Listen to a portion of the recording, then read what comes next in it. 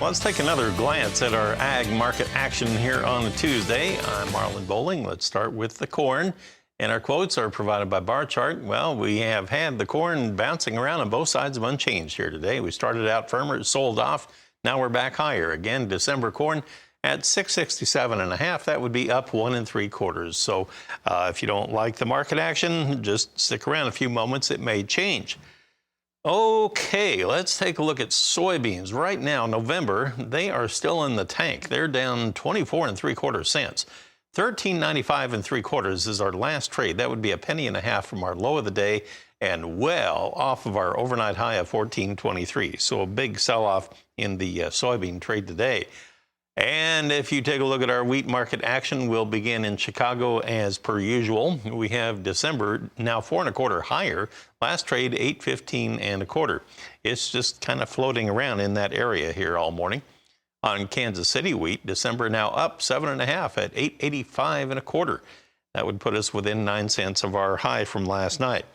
On the Minneapolis wheat, December is now 6 3/4 higher at 8.96 3/4 after a high last night of 9.07 per bushel.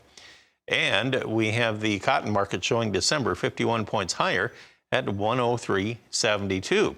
Here again, we've been on both sides of unchanged, just like in most of the crop markets here so far this Tuesday morning.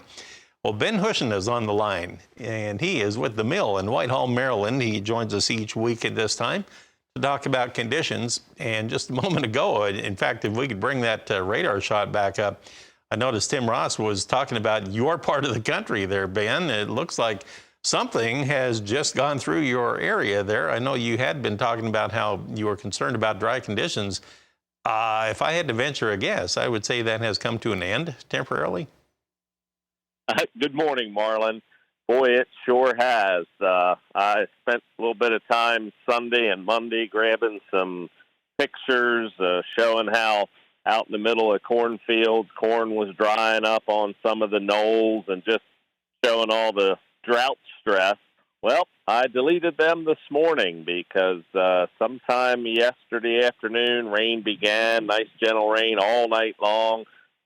About 2 hours ago, we were at about 2.5 inches, and that's been a pretty consistent number over a widespread area. So, yes, Tim Ross has answered our drought, or it might not have been an official drought, but it was severely affecting things, that's for sure.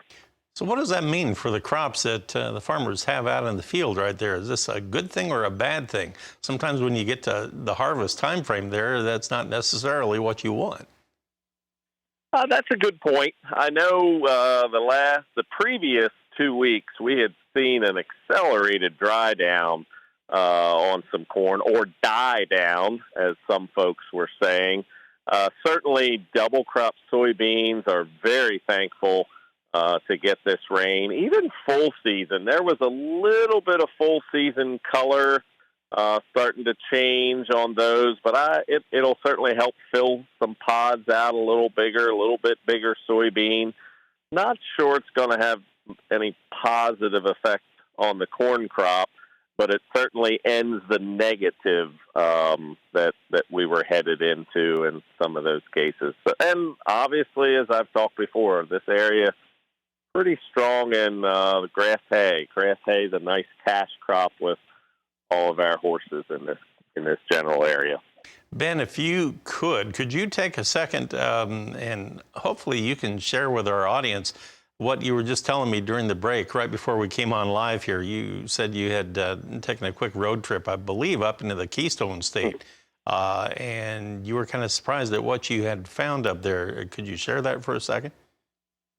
So it was kind of two separate trips. A week and a half ago, up into northeast Pennsylvania, not very far, kind of middle, dry. Goodness gracious, corn tassel high, head high, fully tasseled, pretty much done for, or 50, 80, 100 bushel.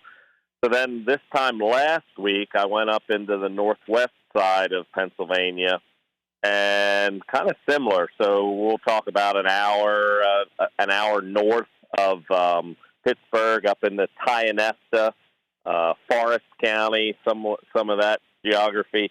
Corn pretty much head high or a little taller, tasseled, nice looking ears, but you could tell it had struggled, and those folks were saying they expected 50 to 75 bushel less yield this year than the previous couple of years. So definitely a lot of Pennsylvania has been highly impacted by the dry summer that we've had, for sure. So in other words, don't look for any help on the national corn average from the far eastern corn belt this year. All right, Ben, I'm glad you had a chance to share that with us. I appreciate that very much. We'll catch you next week. Ben Hushon of the Mill in Whitehall, Maryland will return in a moment. I'll get you updated on livestock trade next.